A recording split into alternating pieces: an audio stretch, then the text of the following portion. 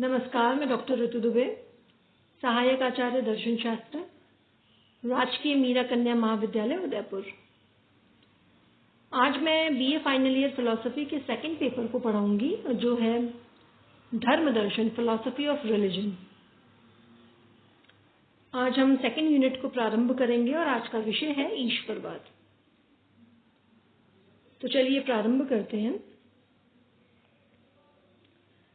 प्राचीन काल से ही मानव अपने से अधिक व्यापक किसी सर्वशक्तिमान सत्ता में विश्वास करता आ रहा है। मैं यूं कहूं कि ईश्वर के विचार की उत्पत्ति मानव के लिए स्वाभाविक धर्म है। लेकिन प्रश्न ये होता है कि उस सत्ता का जिसे ईश्वर कहा जाता है उसका स्वरूप क्या है। यानी ईश्वर के स्वरूप और ईश्वर और जगत के संबंधों के विषय में अनेक सिद्धांत आए, प्रचलित हुए, लेकिन उनमें से मूल 3 सिद्धांत जो हैं वो उन पे हम आज चर्चा करेंगे। पहला है अनेक देववाद या अनेकेश्वरवाद, दूसरा है द्विईश्वरवाद और तीसरा है एकेश्वरवाद। सबसे पहले देखते हैं अनेक देववाद क्या है। अनेक देववाद के अनुसार ईश्वर और देवता एक नहीं अनेक हैं, जैसा कि इसके नाम से ही द्योतित हो रहा है। इंग्लिश में इसे पॉलीथीज्म कहा जाता है, जो ग्रीक शब्द पॉलिस और थियोस के योग से उत्पन्न हुआ है। पॉलिस का अर्थ है अनेक और थियोस का अर्थ है ईश्वर या देवता। वस्तुतः अनेक देववाद मानता है कि ईश्वर और देवता अनेक हैं, वे एक दूसरे से पृथक हैं, स्वतंत्र हैं और एक दूसरे के उद्देश्य के विरोधी हैं। उनमें व्यक्तित्व भी है, वे अमर हैं, अपरिवर्तनशील हैं, अत्यंत शक्तिशाली हैं, इतने अधिक शक्तिशाली हैं कि वे जो चाहे कर सकते हैं। उन्हीं के द्वारा संसार का संचालन हो रहा है, उन्हीं की इच्छा पर संसार का शुभ और अशुभ निर्भर है।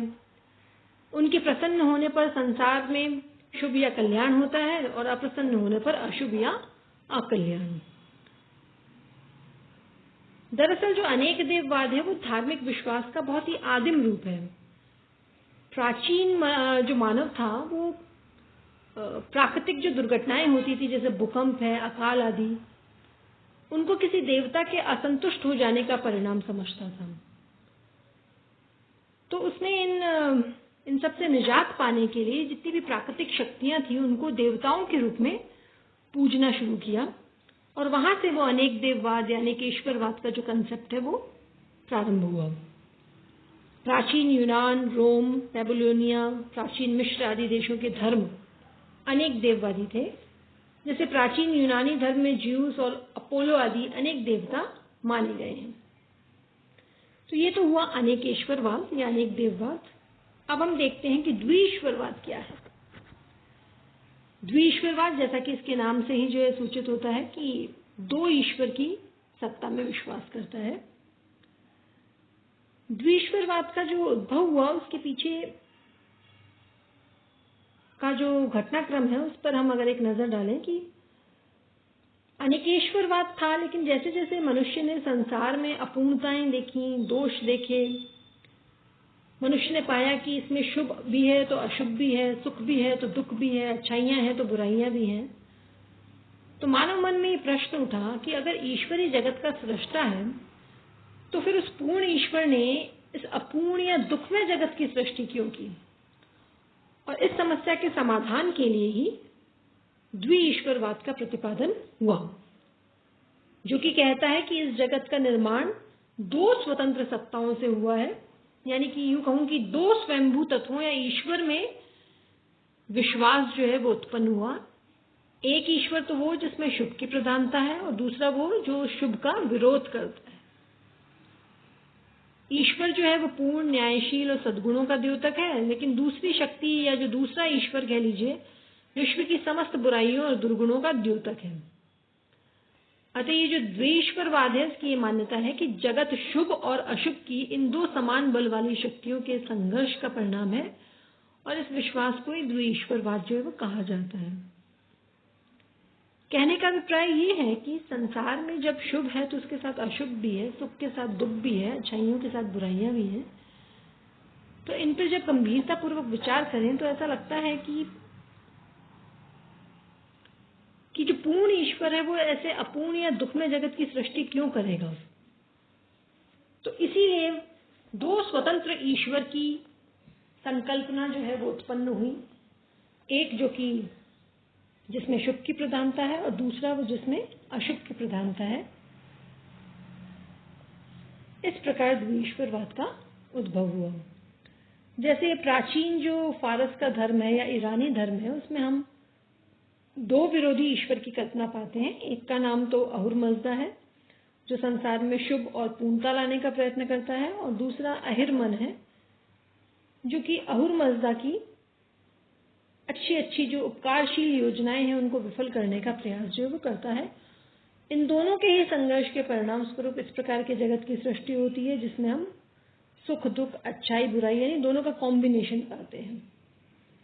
शुभ और कल्याण के लिए हम अहुरमज़दा के ऋणी हैं और अशुभ और दुख की सारी जो जिम्मेदारी है वो अहिरमन की है। यानी जो दो ईश्वर वाला कंसेप्ट है वो प्राचीन यूनानी धर्म में जो वो स्पष्टतः पाया गया। अब हम देखें कि एकेश्वरवाद क्या है। उस धार्मिक सिद्धांत को जिसके अनुसार ईश्वर एक है एकेश्वरवाद कहा जाता है। एकेश्वरवाद तक पहुंचते पहुंचते मनुष्य की धार्मिक चेतना कई मंजिलों से गुजर चुकी होती है। जैसा कि मैंने आपको अभी स्पष्ट कराया कि आदिम काल में पहले प्राकृतिक शक्तियों को अलौकिक समझा गया, जितनी भिन्न भिन्न प्राकृतिक शक्तियों को देवताओं के रूप में पूजा, और वहां से अनेकेश्वरवाद का कंसेप्ट जो है वो आया। फिर संसार में सुख दुख, अच्छाइयाँ बुराइयाँ, इन सबको देख कर ये लगा कि ये जो द्वैत है तो इनका जो मूल कारण है शुभ अशुभ, अच्छाइयाँ बुराइयाँ, इन द्वैत का मूल कारण जो होगा उसमें भी द्वैत होगा, और वहां से दो ईश्वर का जो कंसेप्ट है वो आया। यानी इस प्रकार से अनेकेश्वरवाद और उसके बाद द्विईश्वरवाद का कंसेप्ट आया। लेकिन क्या हुआ कि जैसे जैसे धार्मिक चेतना का विकास हुआ, मानवीय बुद्धि जो है वो अनेकत्व से एकत्व की ओर जो है वो अग्रसर हुई। अभी तक तो पृथक पृथक देवताओं का अस्तित्व मान रहे थे, उसके बाद दो स्वतंत्र सत्ताओं की कल्पना की आपने। अब ये विचार उत्पन्न हुआ कि अनेकत्व के पीछे एकत्व है। नैतिकता की दृष्टि से देखने पर भी अनेकत्ववाद और द्वैतवाद का जो संसार था वो ईर्ष्या, द्वेष, संघर्ष आदि से पूर्ण मालूम पड़ता है। अतः इससे धीरे धीरे एकेश्वरवाद और एक तत्ववाद की पुष्टि जो वो होती गई। एकेश्वरवाद जिसके अनुसार ईश्वर असीम है, पूर्ण है, इसमें विश्व को निर्मित करने की असीम शक्ति है और वह संसार के निर्माण में स्वतंत्र भी है, वो पूर्ण सत्ता चेतन है, वही संपूर्ण विश्व का आधार है। इस प्रकार धीरे धीरे जो धार्मिक एकेश्वरवाद था उसका विशुद्ध दार्शनिक पक्ष भी विकसित हुआ और ब्रह्म की धारणा भी जो है वो एकेश्वरवाद का ही एक रूप है। अभी तक जो बात हो रही थी वो एक ईश्वर की थी, अब उसका भी आगे का स्तर यानी अद्वैतवाद का जो कंसेप्ट है वो विकसित हुआ, जो आपने फर्स्ट ईयर में पढ़ा था शंकराचार्य के अद्वैतवाद को। तो ये हुआ एकेश्वरवाद। यहाँ इस बात को ध्यान में रखना चाहिए कि एकेश्वरवादियों में इस बात पर तो एक मत था कि ईश्वर एक है, लेकिन अन्य काफी बातों में मतभेद थे। कुछ एकेश्वरवादी थे जो ईश्वर को व्यक्तित्व से युक्त मानते थे, कुछ थे जो व्यक्तित्व रहित मानते थे, कुछ उसे सगुण मानते थे तो कुछ निर्गुण मानते थे। कुछ ने ईश्वर के अतिरिक्त जो जड़ चेतन किसी भी पदार्थ को परम सत्य नहीं माना, उन्होंने कहा केवल ईश्वर ही परम सत्य है। जबकि कुछ ऐसे भी थे जिन्होंने ईश्वर को एक मानते हुए भी अन्य प्रकार के पदार्थों को भी स्वीकार किया।